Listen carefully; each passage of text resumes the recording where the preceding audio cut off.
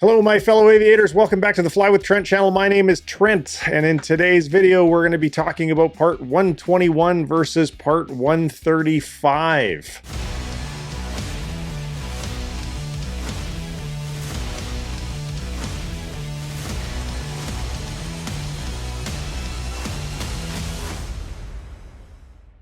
So before we take off, let me throw out a quick disclaimer. Choosing between part 121, which is airlines, scheduled service, and part 135, which is typically charter, well, it's a bit like picking your favorite child, or for the less dramatically inclined, your favorite type of coffee. Yeah.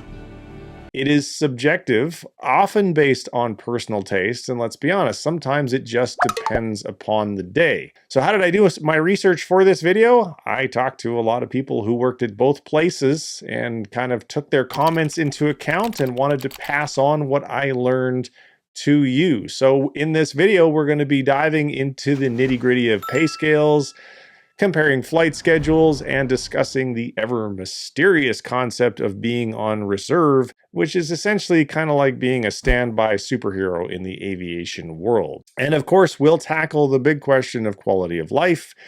Will you be sipping cocktails on exotic layovers, or will it be a little bit more like grabbing a coffee during a brisk walk in the airport? Stay tuned to find out. So buckle up, adjust your seat, and ensure your tray table is in the upright position. We're about to take off on this journey of discovery. And hey, if you have not already, I would love it if you would hit that subscribe button and ring the bell to join our crew. You would not want to miss out on future adventures in the sky. All right, team, let's start with the basics. On my left, above this hand, we have a Part 121 airline, the major leagues of the aviation worlds where big is beautiful. Think large airlines, larger aircraft, and the very largest cups of coffee for those early morning flights. Part 121 operators are your big name carriers. These are the guys that fly you and hundreds of your closest friends across the continents and oceans. It's all about scheduled operations, and yes, that means dealing with the fun of holiday travel crowds and summer vacationers. Then over here above this hand on my right, we have the artisans of the sky, Part 135. This is where you find the bespoke flying experience. It's like the craft brewery of the aviation world. Part 135 operators manage charter flights, air taxis, and even some cargo operations. Think smaller planes, more personalized routes, and a variety of flying experiences, including, for example, corporate jets. It's less about the quantity of passengers and more about the quality of the journey. So, you might be asking, which one is better? Well, it's like asking if you prefer a rock concert or a jazz club. Each has its own rhythm, its own style, and its own kind of audience. In the coming sections, we're going to dive into specifics, pay, lifestyle, work schedule, and that elusive quality of life. But remember, whether you're cruising at 35,000 feet with a major airline or navigating through the cloud puffs in a smaller aircraft, it's all about finding your groove in the sky. In other words, what works best for you.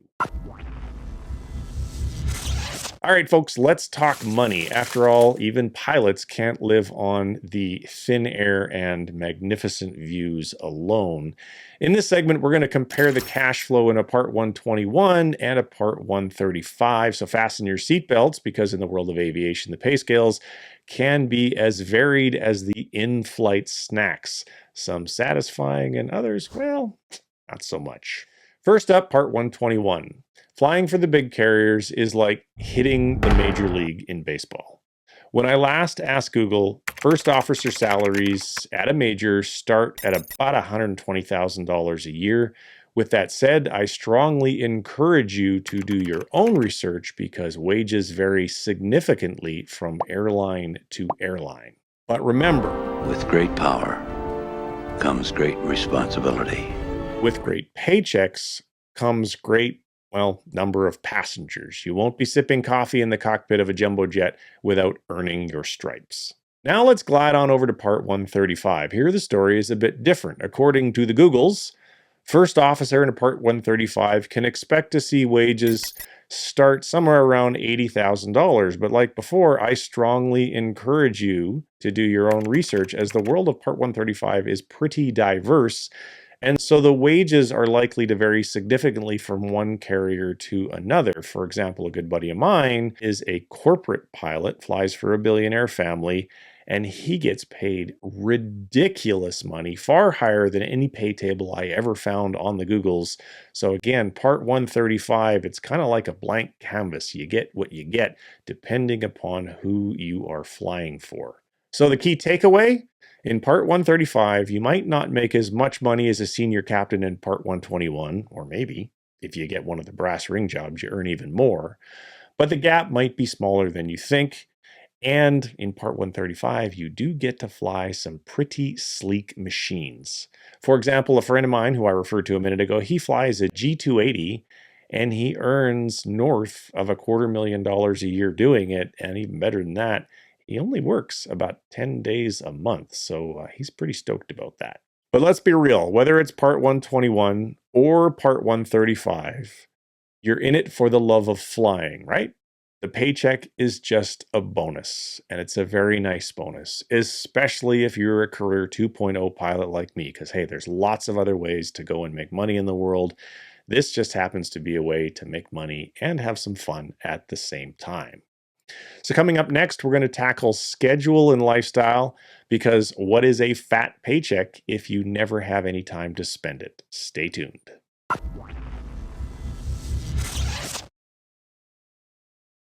All right, welcome back, Sky Captains. Now let's chat about schedules and lifestyle, because as they say, time is money. And in aviation, it's also about sunrises in Paris and layovers and, who knows where. In the left corner, wearing the big airline colors, we have Part 121. And if you're a fan of structure, predictability, and a dash of chaos, you are in for a treat. Expect a schedule that's as regular as airport coffee, frequent but not always predictable. You'll be juggling early mornings, red-eye flights, and yes, the occasional holiday away from home. But hey, there's a certain charm in seeing the world while everyone else is asleep, right? Now glide on over to the right where Part 135 is cruising, and the word schedule is more of a suggestion than a rule. Flexibility is indeed the name of the game, so think more like jazz improvisation and less military march. So your flights might be as varied as your passengers' whims. One day you're flying a businessman to a meeting, and the next you're whisking a family to their vacation home. It's spontaneous, it's diverse, and hey, sometimes you even get to join in on the beach party.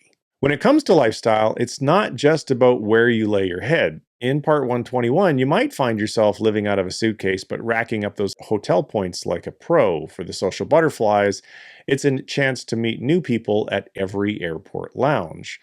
On the flip side, Part 135 can offer more home for dinner vibe. Your destinations may or may not be less exotic, but your dinner won't always be an airport sandwich. So what's it going to be? The structured yet bustling life of a 121 pilot, or the flexible and varied days of a Part 135 charter pilot?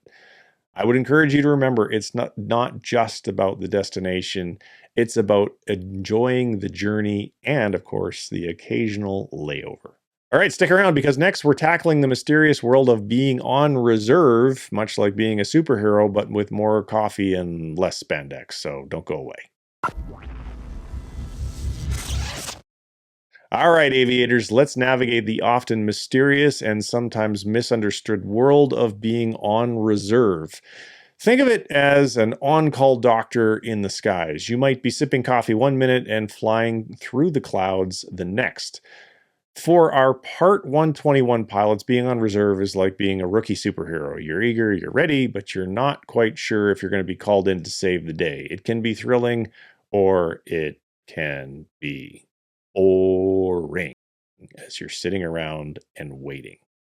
When you start your career with a major airline, you'll spend a significant chunk of time on reserve, and that means your schedule is, not really your schedule. Instead, you're at the mercy of last-minute changes, crew needs, and yes, even weather whims. But here's the pro tip. Always pack a bag. You never know when you'll be jetting off to Paris or, maybe Pittsburgh. Now let's cruise on over to Part 135. Being on reserve here can be a bit different, It's more like being part of a jazz band. You know where you're going to play, but you're not always sure what the tune will be. The good news is you generally have more control over your schedule and less of the up in the air feeling that you might get with Part 121. But don't get too comfortable. Surprises are indeed a part of the job in the 135 world, and flexibility will be your best co-pilot. So whether you're in the fast-paced world of Part 121 or the more unpredictable skies of Part 135, being on reserve can be an adventure, or it can be absolutely boring and horrible. It's really about being ready at a moment's notice to embrace the unexpected and, yes, mastering the art of packing efficiently. Up next, we're going to dive into the big question of quality of life, because let's face it, especially for us Career 2.0 pilots, what's the good of flying high if you don't enjoy the ride? Stay with me, we're just getting to the good part. Welcome back, high flyers. Now let's soar into the heart of our journey, especially for us Career 2.0 guys, quality of life. Because let's face it, at the end of the day, it's not just about the hours we log in the skies, but also the moments that we cherish on the ground. Part 121 pilots, you're the rock stars of the skies. Your life is a whirlwind of airports, time zones, and crew members. It's exhilarating, fast-paced, and no 2 days are the same. Think of it as a perpetual globe-trotting adventure. Sure, there are early mornings, late nights, and the occasional jet lag that could make the coffee machine jealous, but for those with wanderlust in their veins, it is a small price to pay for the passport stamps and the stories that you're going to get to tell around the campfire. Now let's glide over to Part 135. Your world is a bit different. It's like being part of an exclusive club. Smaller planes, less frequent flights, and often more personal connections with your passengers. And that's something that people who I've interviewed in the past have particularly spoken about, is just the opportunity to get to interact with the ultra wealthy who they are flying around in the back of those corporate jets. Some of them have told me that's often the most interesting part of their job, so definitely don't forget that when you're considering which path you might like to take. The pace is generally slower, the destination's more varied, and you might find yourself home in time for dinner more often than not. It's a lifestyle that whispers rather than shouts, offering a balance that can be hard to find in the fast lanes of Part 121. But here's the deal. Quality of life is as personal as your favorite pair of aviator sunglasses. What works for one pilot might be a total no-fly zone for another, and it's about what makes you feel fulfilled both in the air and on the ground. So whether you're chasing the sunrise across continents with Part 121 or watching the sunset from a small airfield in Part 135, remember this: it's your journey. It's your Career 2.0. Choose the path that not only takes you where you want to go, but also, and maybe most importantly, lets you enjoy the view along the way. Coming up next, we'll take a look at career advancement opportunities in both Part 121 and Part 135, because let's face it, who doesn't like climbing a ladder, or should I say, ascending to a cruising altitude? Stay tuned. All right, welcome back again, Captains of the Clouds. In this segment, we're climbing on the career ladder, or should I say ascending to our cruising altitude in career advancement, whether you're Part 121 jet setting or a Part 135 high flyer. The sky's the limit when it comes to growing and spreading your wings. Let's start with Part 121. Here, the path to the captain's seat is pretty well trodden, but can be steep. You'll start off as a first officer, learning the ropes and building experience. It's kind of like being an apprentice wizard. You know the spells, but you're not Gandalf just yet. With time, dedication, and a bit of seniority magic, you'll see opportunities to move up. Think bigger aircraft, wide body maybe versus narrow body, international versus just here in the US, and yes, a paycheck that makes you feel more like you've hit the jackpot.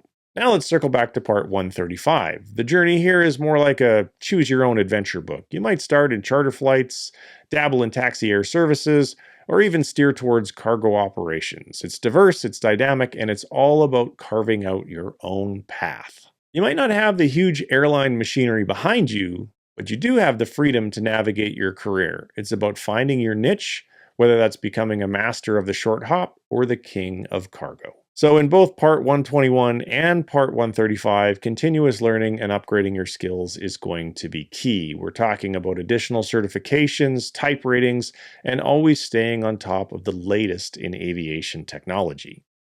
So whether you're aiming for the captain's seat in a jumbo jet or the cockpit of a sleek private plane, remember, every flight, every experience is a step up on your career ladder. Keep climbing, keep learning, and who knows, you might just find yourself, like my friend, in the role of a lifetime. All right, aviators, it's time to prepare for a landing. Stick around for the final thoughts and a little bonus tip for all you aspiring sky conquerors. You don't want to miss this. So I want to share with you now just a couple of stories of people that I know. So one of my friends, David, he's a new first officer with a regional. He's a Career 2.0 guy, and I talk to him pretty often. He was on reserve for only about 2 months before he became a line holder. And now that he's a line holder and he's living in his base, in other words, he has a short drive to the airport, he's absolutely loving his life as a first officer. Then I have another friend of mine, his name's PM, and he is a 21-year, he's now a captain, and he's also with the same regional as Dave. And thanks to their 70% pay increase and the fact that he lives a 15-minute drive from the airport, he is extremely happy in his role and has absolutely no desire to go on to a major, much less ever experiment in the Part 135 world. Then I have another friend of mine by the name of Alex, who's also about 21 years in the industry. He is with a major. He's a captain, flies the A320. He commutes from here in Boise over to Seattle, and that is a little bit of a pain in the ass from time to time, to use his words. But his paycheck is absolutely off the charts. So he's pretty darn happy whenever he looks at his bank account. So it's a little bit more of a balancing act for Alex in looking at the commuting versus paycheck aspect. And then finally, my friend Drew, who is flying a G280 rather, for a wealthy family after a long stint as the head pilot in the flight department of a major technology company.